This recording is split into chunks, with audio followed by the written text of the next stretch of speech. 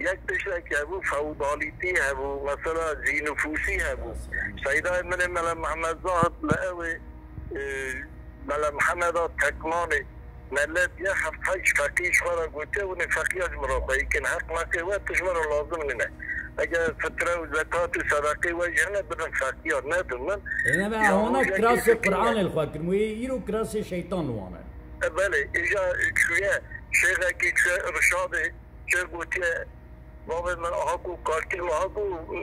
ملا محمد زاد چرا دوی خیران قالا بابا خوب کارکی خونه که بلکه بابا تا کارکی تا غلط کردن غلطی و تو قرآن اجمرا بخونه معال قرآن معنا وجمرا به حدیث حضرت رسول الله بخونه وی به اجمرا تو از شاهلا که نینم از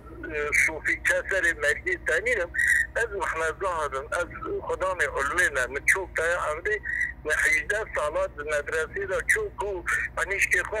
باید ابرامیش کرنه جبو خواندن از خواناس بکم خدای خواناس کم والله مملکتی کجا لید بندید و اصلاحی دا 2000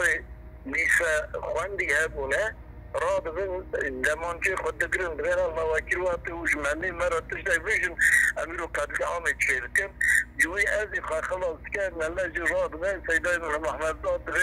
اولات تو خدا پیدا من لازم نینه ترکان چو دکت بیروت حتی بیروت جی رحمت کر و دریج مدفوع ما رحمة خديلة بأموي بالرحمة بيرتينن خالو أنا والله من بس قربان دام ملت جرنا تلفوني متكسر إذا اجتماع أداق يعني قربان جدا نزر أم حيوان أو بكيانا حضرتي إبراهيم عليه السلام يعني حضرتي إسماعيل دخودا أو كير خوا رؤيا خوات جراغو حضرتي إسماعيل گو امر فرمانا خدا چه امر تکیری از حاضرم فلما تله للجبین قرآن دو بیجه واته گل سر عنیا فاو بکه و ناداه ربه آیت دو بیجه خدا گازی کرش جنت او حیوان بران هات یعنی ایرو